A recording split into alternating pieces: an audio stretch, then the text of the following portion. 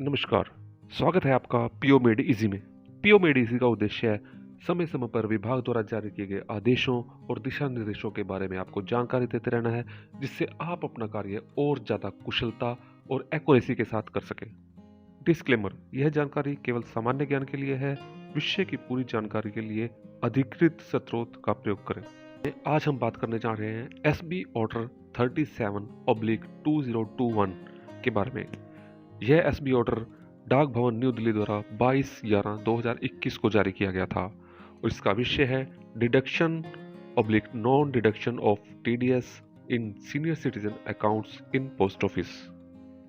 इस SB order को समझने से पहले हमें 3 बेसिक चीज़ों की जानकारी होना बहुत जरूरी है। वो है section 194A of income tax act 1961, form 15G और फॉर्म 15H।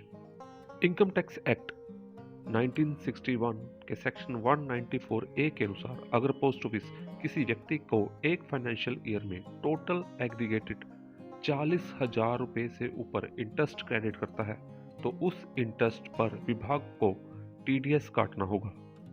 लेकिन अगर अकाउंट होल्डर एक सीनियर सिटीजन है तो उस दशा में टीडीएस के लिए इंटरेस्ट की लिमिट एक फाइनेंशियल ईयर में 50,000 रुपये हो जाती है। फॉर्म 15G यह एक डिक्लेरेशन फॉर्म है जिसमें एक टैक्स पेयर विभाग को रिक्वेस्ट करता है कि उसकी total taxable income minimum exempted income से कम है, इसलिए उसकी इंटरेस्ट इनकम पर टीडीएस ना काटा जाए। फॉर्म 15G उन व्यक्तियों के लिए है जिनकी आयु 60 वर्ष से कम है। अगर अकाउंट होल्डर द्वारा फॉर्म 15G जमा किया जाता है तो विभाग द्वारा उसके पूरे ब्याज की पेमेंट टीडीएस काटे बिना की जाएगी। फॉर्म 15G जमा करवाने वाले व्यक्ति को अपना वैलिड पैन नंबर भी देना होगा और फॉर्म 15G 1 वर्ष के लिए वैलिड रहता है, इसलिए अकाउंट होल्डर को हर फाइनेंशियल ईयर में 15G फॉर्म जमा करवाना होता है। फॉर्म 15H फॉर्म 15G की तरह यह भी एक डिक्लेरेशन फॉर्म है जिसमें टैक्स पेयर विभाग को रिक्वेस्ट करता है कि उसकी total taxable income minimum exempted income से कम है, इसलिए उसकी इंटरेस्ट इनकम पर टीडीएस ना काटा जाए। फॉर्म 15G और 15H में डिफरेंस यह है कि 15H फॉर्म उन व्यक्तियों के द्वारा भरा जाता है जिनकी आयु 60 वर्ष या इससे ऊपर हो। फॉर्म 15H जमा करने के बाद अकाउंट होल्डर को दिए जाने वाले इंटरेस्ट में से टीडीएस नहीं काटा जाता। फॉर्म 15H जमा कराने वाले व्यक्ति को भी अपना एक वैलिड पैन नंबर देना होगा।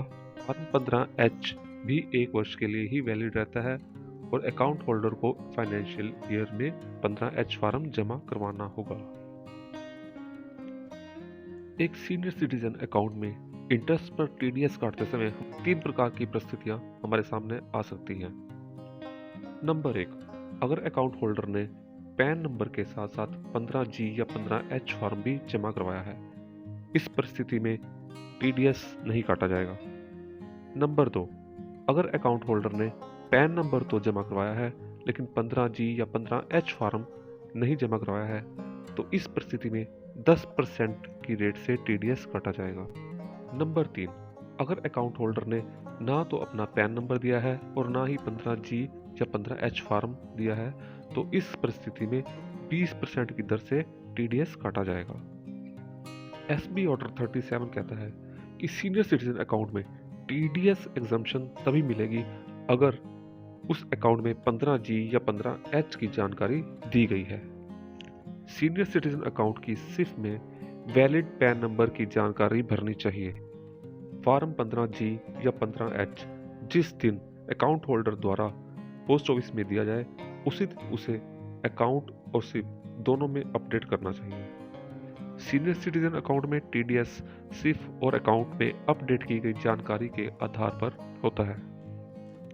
सभी सीबीएस पोस्ट ऑफिस को प्राप्त 15G और 15H फॉर्म की जानकारी सिप और अकाउंट में अपडेट करनी चाहिए। सीनियर सिटीजन अकाउंट की सिप में टीडीएस कोड TDSNR या TDSNS होना चाहिए। किसी भी दशा में टीडीएस कोड नो टैक्स नहीं होना चाहिए। एक टेबल द्वारा बताया गया है कि सीबीएस पोस्ट ऑफिस द्वारा सीनियर सिटीजन अकाउंट की सिफ और अकाउंट में किस दशा में क्या कॉन्फ़िगरेशन करनी है। अगर अकाउंट होल्डर की एज 60 साल से कम है और उसके सभी सीनियर सिटीजन अकाउंट्स का एक फाइनेंशियल ईयर का इंटरेस्ट 40,000 से ज़्यादा है। अगर इस अकाउंट होल्डर द्वारा फॉर्म 15G सबमिट किया गया है तो सिर्फ में हम सिलेक्ट करेंगे TDS NR और अकाउंट में सिलेक्ट करना होगा टैक्स फॉर्म 15G और 15H और इस दशा में TDS नहीं कटेगा। अगर अकाउंट होल्डर द्वारा फॉर्म 15G सबमिट नहीं किया गया है तो सिर्फ में हम भरेंगे TDS NR और अकाउंट में कॉन्फ़िगर किया जाएगा TDS। इस दशा में 10% की दर से TDS कटेगा।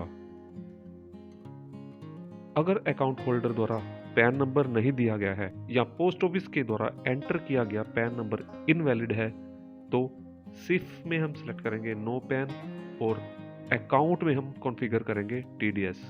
इस दशा में TDS की दर 20% रहेगी। आइए अब देखते हैं कि अगर अकाउंट होल्डर की एज 60 साल या इससे अधिक है और उसके सभी सीनियर सिटीजन अकाउंट का एक फाइनेंशियल ईयर का इंटरेस्ट 50,000 रुपये से अधिक है तो क्या कॉन्फ़िगरेशन की जाएगी। इस दशा में अगर अकाउंट होल्डर द्वारा फॉर्म 15H जमा करवाया गया है तो सिर्फ में कॉन्फ़िगरेशन की जाएगी TDS NS और अकाउंट में सिलेक्ट किया जाएगा टैक्स फॉर्म 15G और 15H। इस दशा में TDS नहीं काटा जाएगा।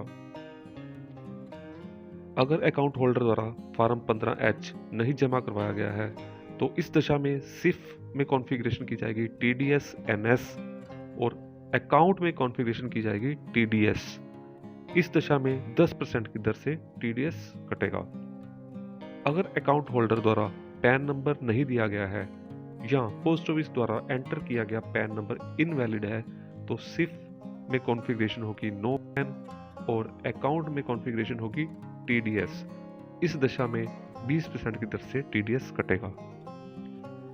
अगर अकाउंट होल्डर द्वारा फॉर्म 15G या 15H दिया गया है तो उसे अपडेट करना पोस्ट ऑफिस की रिस्पॉन्सिबिलिटी होगी।